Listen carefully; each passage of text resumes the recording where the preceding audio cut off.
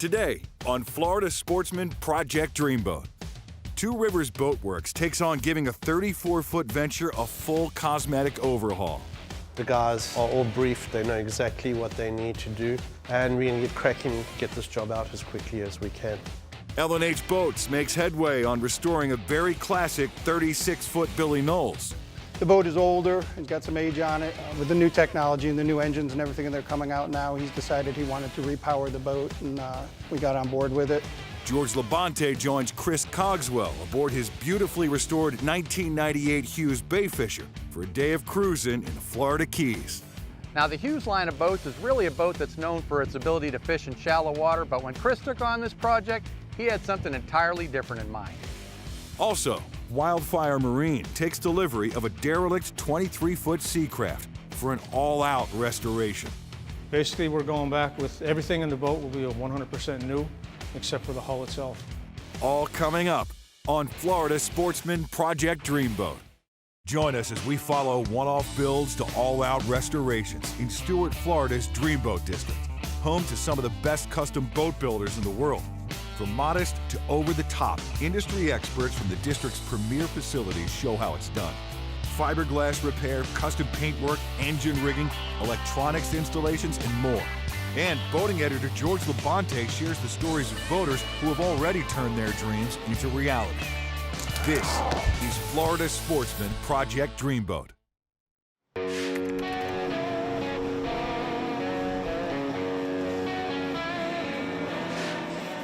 So basically, our workload is pretty hectic at the moment.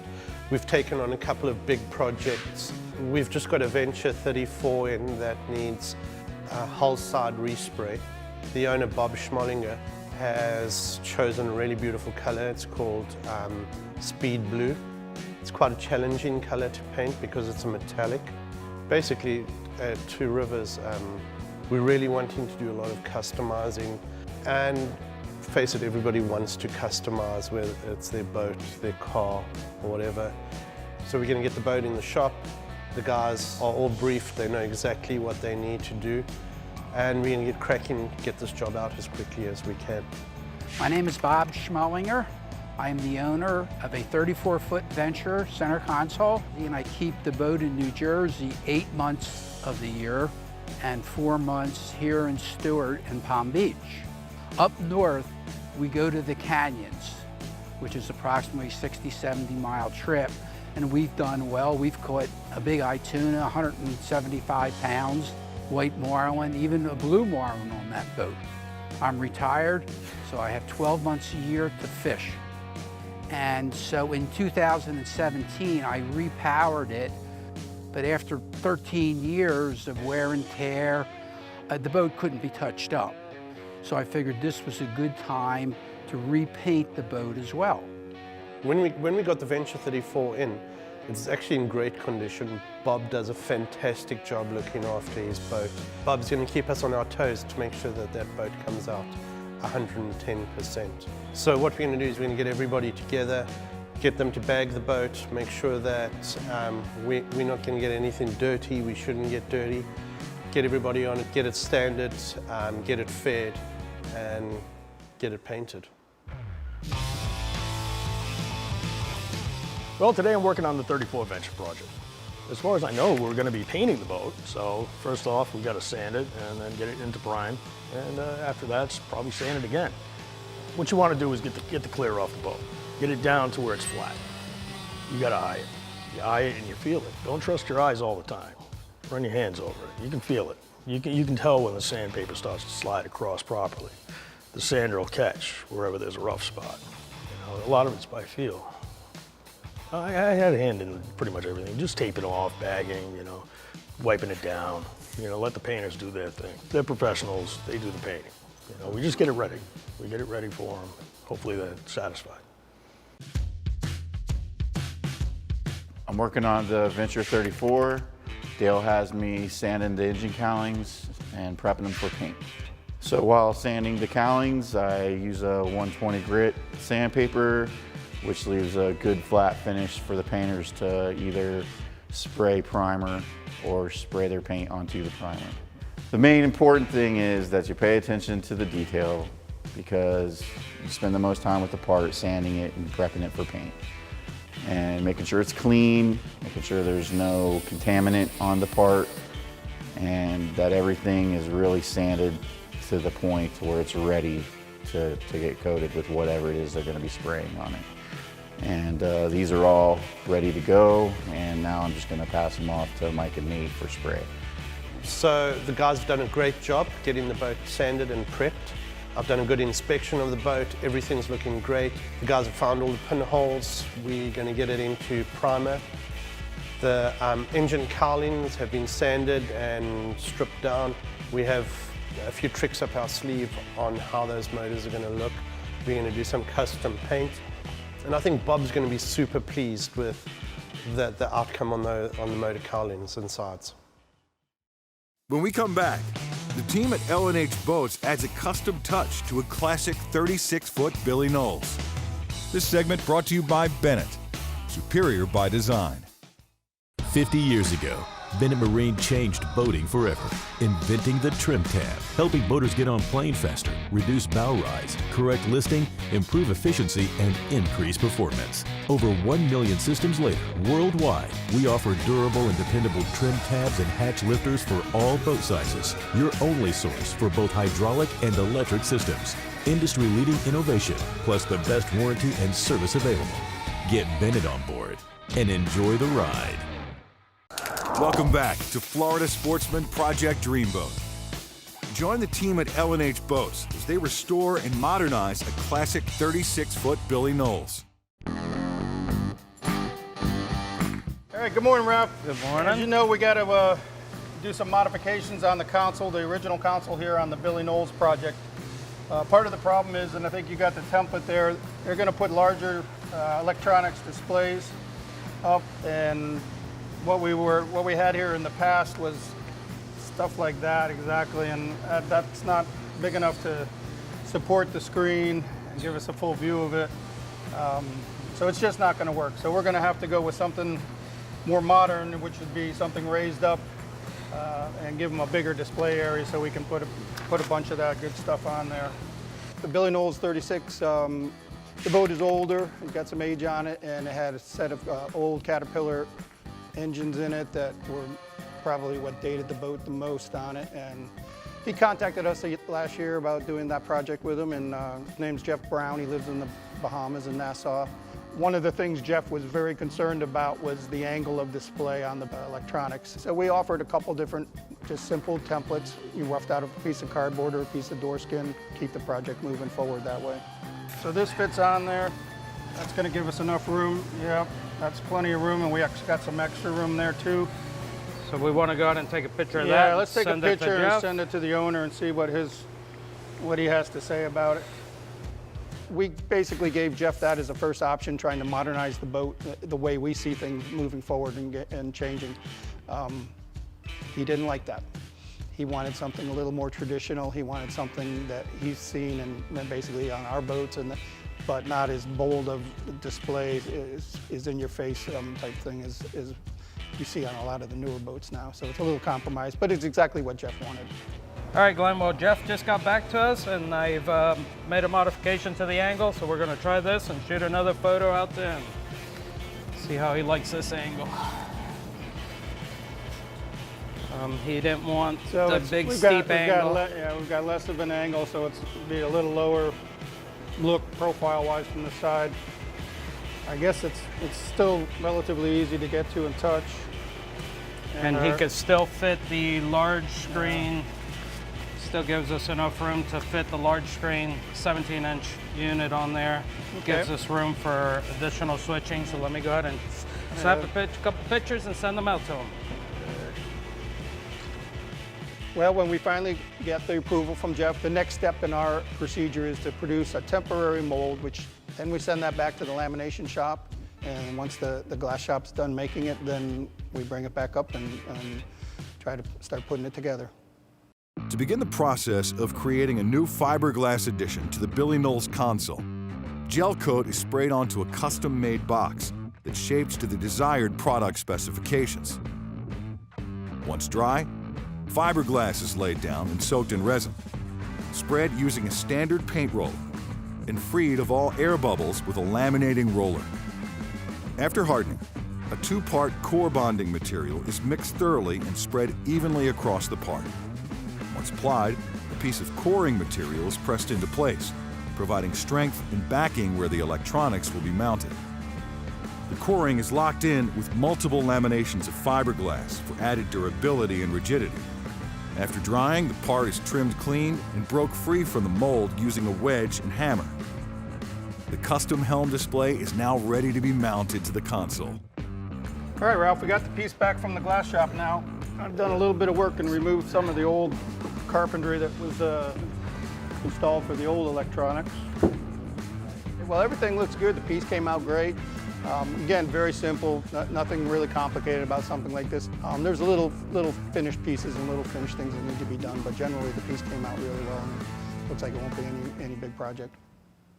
When we return, FS boating editor George Labonte joins Dreamboat owner Chris Cogswell aboard his 1998 Hughes Bay Fisher in this week's One Man's Dreamboat segment. This segment brought to you by Taco Marine, innovative quality products with extraordinary service. Safety is paramount when boating. That's why Taco developed the Grand Slam 800 VHF antenna mount. Easily raise and lower your boat's antenna by simply unlocking the crank handle from the base and turning. It's quick, easy, and best of all, safe. No more climbing on gunnels, seats, or tops just to adjust your antenna. Find out more about the Grand Slam 800 VHF antenna mount at tacomarine.com. Welcome back to Florida Sportsman Project Dreamboat. Join us for this week's One Man's Dreamboat segment with Florida Sportsman boating editor George Labonte as we feature anglers who have already launched their dream. Florida Sportsman began these features 30 years ago, and the dreams just keep getting better. Today we're off to Key Largo, Florida to meet up with Chris Cogswell and have a look at his repurposed Hughes Bay Fisher. Now the Hughes line of boats is really a boat that's known for its ability to fish in shallow water, but when Chris took on this project, he had something entirely different in mind. So my boat is a 1998 Hewes Bay Fisher. I picked it up because I wanted a flats boat that I could run around in the Keys in shallow water, go to the sandbars, carry 4 or 5 people on it comfortably, and was still a good enough boat that I could take it through a chop. I started out with something that needed a lot of work, hoping to make it just the way I wanted it. And I think I've done a pretty good job. It's the way I like it. I was lucky enough to get this boat in a configuration that I liked.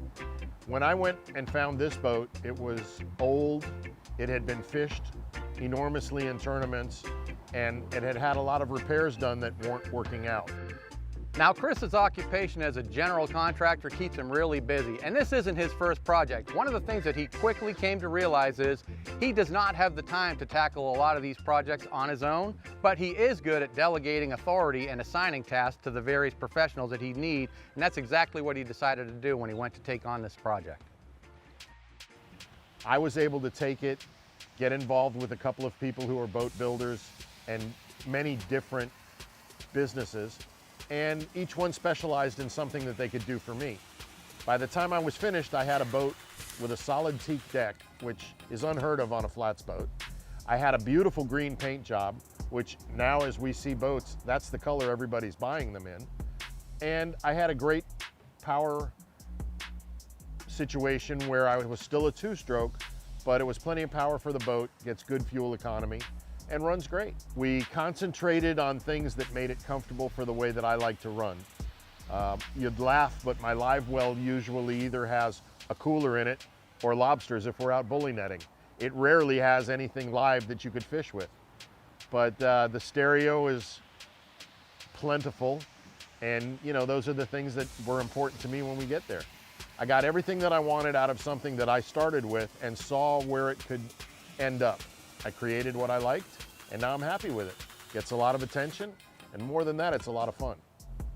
And it's been on the water for 2 years. It took me over 2 years to build it.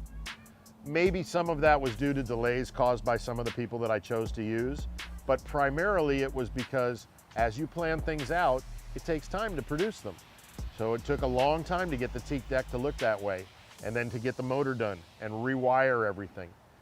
So one of the things that we find important about living in the Miami or the Keys area is we've got all this water and this beautiful land that we can take advantage of. We need to get out there and enjoy it any way we can. Sometimes you fish, sometimes you're just out there pleasure boating. In Chris's previous boating experience, he's collected a group of friends here that really enjoy traveling from place to place in the water, whether it's sandbar hopping, going to a lunch spot or a watering hole, just various route-to-route spots all over South Florida and the Keys. Now, what started out as one guy taking a bunch of people out on a poker run type of cruise has turned into a group of people, and actually a collection of people that actually meet regularly on the weekends to do these trips all over South Florida and the Keys. So we started all this stuff because a friend of mine, whose name is Shorty, has a flats boat. He gets off work early every afternoon, and what he likes to do is get on the boat and go down and have some dinner in the Keys. It's about a 30-minute run. He's willing to take anybody who wants to go with him. If you got off work and you've got the day to yourself, come on down, have some food, maybe a cocktail, enjoy the music, and we'll go back later, usually catching a spectacular sunset on the way home. We call it the Shorty Run. It's evolved into something where instead of just one boat, we've had as many as 15 flats boats running back and forth doing this in an afternoon. Well, today was a pretty typical day. We took about an hour run into the Keys, had lunch with some great people. We actually got some fresh fish. It was delicious. We hit 3 restaurants.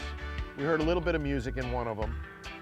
We're back at the Caribbean Club now, finishing things up, and I've got one more stop to make on the way home. I'll be in just before sunset, sitting out there outside the channel watching the sun go down. Now for me, a person who's used to fishing on a boat all the time, I kind of approached this day with a little bit of trepidation without having a rod in my hand. But at the end of the day, I'd spent an enjoyable day on the boat, actually something I never imagined having so much fun doing. And it turns out that Chris got exactly the boat he wanted, and I totally understand why he built this boat. It came out great. After an initial investment of $3,000, spending $17,000 on repairs and custom modifications, the cost of Chris's Dreamboat comes to a total of $20,000. When we return, Wildfire Marine begins restoration and customization work on a worn-down 23-foot Seacraft. This segment brought to you by Suzuki Marine, the ultimate outboard motor.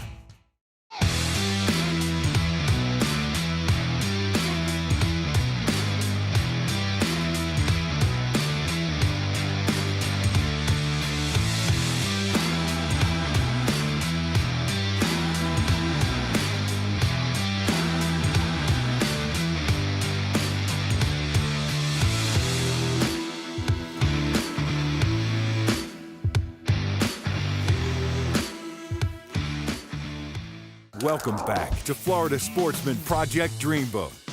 Join the owner of Wildfire Marine as he embarks on the ground-up restoration of a vintage 23-foot Seacraft. Here at Wildfire Marine, we're working on this 23-foot Seacraft. It came down from Savannah. The 23 center consoles, because they were so well built and they're so desirable, they're hard to find. I've turned them on to find inceptors, which are a lot more accessible and a lot cheaper. So what we do is we take the cap off the original scepter, discard all that, and go ahead and turn it into a center console. It was a cuddy cabin. When I talked with Mike 2 years ago about the project, he told me find the hull and he could work with it. So basically that's what I did. The hull was designed by Carl Mosley, and like I said, the hull was ahead of its time because of the design that Mosley came up with, which is a variable degree dead rise. They actually used to race this hull when he first built it, and it did well. For years, there was a guy named Bill Potter that built these Seacrafts. He put a lot of glass in them. People know what they have when they have a Potter center console. In fact, that's the first thing they always put in the ad. You know, I have a Seacraft, it's a Potter hull. Right off the bat, that's a money hull. It was hard to find any, 1972 to 1977 Seacraft, and that's really what I was looking for. Ended up with a 73, but it really was hard to find a good hull. The transom itself was partially rotted around the outdrive, and since we're putting a bracket on it and he's putting 300 horsepower on it, and we have the cap off, this is the time to change it. You don't want to go through all that project and then turn what at this time is a $1,500 job into a $45,000 or $5,000 job 3 years from now. Basically on all these Seacrafts, 23s and the 20s, they're all pretty much the same. They have a problem with transoms, you know, the wood. So what we do to make sure you don't have a problem the next time, everything gets filled, ground out into the glass so we can put new glass on everything. It's a 1973 boat. Right. And this transom, even though it was compromised to the point where you couldn't hang a bracket on it, it was still a lot of good wood in it. And it was a bear to get out. It's 46 years old. Right. So if we put a new wood transom in there and seal it properly, and this transom will outlive both of us. Yeah, it's great. You'll be able to give it to your kids and they'll never have a problem with it. I bought the boat because I thought it would be unique and not something that you see every day in Savannah. So it's been a long process, but Mike has assured me that within 90 days that we're going to get this project complete. So Mike, tell me about the floor. The new floor is going to be raised about an inch higher than what it was before. One problem with Seacrafts is that the floors are built really close to the water level. Right. And all of these boats were designed back in 1968. The biggest motors you could buy back then were 150 Merc Black Maxes that weighed 350 pounds. Now everybody's hanging, including you, are hanging a 4-stroke on it that weighs close to 600 pounds. Right. So we need to raise the floors just a little bit so that they self-bail. Right.